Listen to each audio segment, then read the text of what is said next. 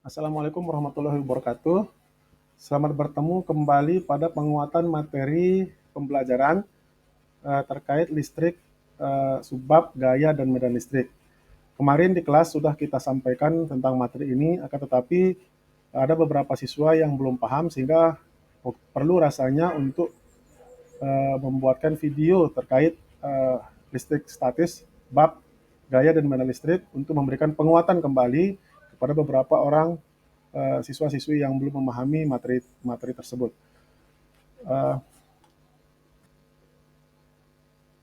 Pada kesempatan ini ada dua hal penting yang akan Pak Guru sampaikan. Yang pertama terkait tujuan dari pembelajaran, kemudian yang kedua terkait penguatan materi gaya dan medan listrik.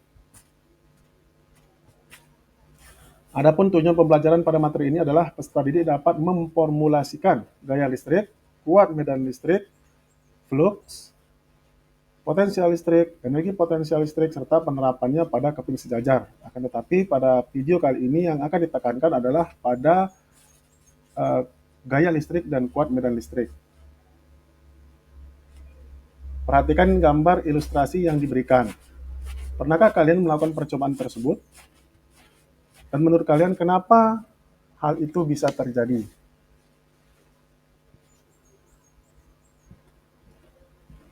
Untuk menjelaskan terkait gaya dan medan listrik, terlebih dahulu kita harus mengetahui sifat-sifat dari muatan listrik. Yang pertama adalah muatan listrik digolongkan menjadi dua jenis, yaitu muatan positif dan muatan negatif. Batang kaca yang telah digosok dengan sutra memiliki muatan positif, sedangkan batang plastik yang digosok ke kain wol memiliki muatan negatif. Kemudian yang kedua, muatan listrik sejenis akan tolak-menolak, sedangkan muatan listrik yang tak sejenis maka akan mengalami gaya tarik-menarik.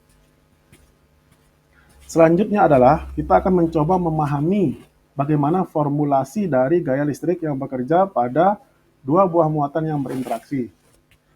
Formulasi gaya listrik ini berdasarkan hukum Coulomb yang menyatakan bahwa besarnya gaya tarik atau gaya tolak antara dua muatan listrik sebanding dengan muatan-muatannya dan berbanding terbalik dengan kuadrat jarak antar kedua muatan yang diformulasikan dengan formula matematis F sama dengan K kali Q1 Q2 per R kuadrat, di mana F ini adalah gaya Coulomb, K ini adalah konstanta, Q1 adalah muatan pertama, Q2 adalah muatan kedua, dan R adalah jarak antar kedua muatan. Gaya listrik itu memiliki beberapa kemiripan dengan gaya Coulomb. Adapun kemiripan tersebut antara lain pertama, gaya gravitasi muncul karena adanya entitas massa, gaya Coulomb muncul karena adanya entitas listrik. Baik gaya gravitasi maupun gaya Coulomb, keduanya berbanding terbalik terhadap kuadrat jarak antar kedua entitas.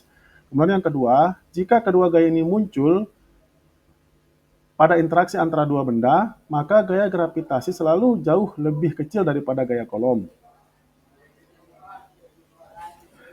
Jika ada gaya listrik yang muncul ketika dua buah muatan berinteraksi, tentunya ada medan di sekitar muatan tersebut.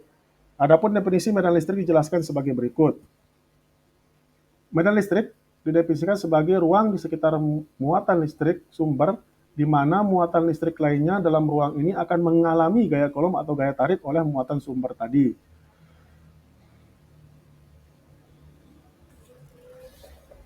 Selanjutnya, untuk lebih memahami tentang medan listrik, kita juga harus memahami sifat-sifat dari garis gaya medan listrik. Yang pertama adalah garis-garis medan listrik tidak pernah berpotongan. Kemudian yang kedua adalah garis-garis medan listrik selalu mengarah radial keluar, menjauhi muatan positif, dan radial ke dalam mendekati muatan negatif. Kemudian yang ketiga adalah tempat di mana garis-garis gaya medan listrik rapat menyatakan tempat yang medan listriknya adalah kuat. Nah, sedangkan untuk formula medan listrik dapat ditemukan dengan menurunkan dan mengaitkan dengan formulasi gaya Coulomb, yaitu E sama dengan gaya Coulomb dibagi dengan muatan yang akan diuji. Dengan F sama dengan yang di awal gaya Coulomb itu merupakan konstanta dikalikan muatan pertama dan muatan kedua dibagi dengan jarak antar kedua muatan. Maka medannya adalah, besarnya medan itu adalah K Q per R kuadrat, atau bisa disimpulkan bahwa besarnya medan itu sama dengan 1 per 4 pi epsilon 0 dikalikan dengan besarnya muatan dibagi dengan jarak muatan yang akan dihitung berapa besar medannya. Sekian, terima kasih. Assalamualaikum warahmatullahi wabarakatuh.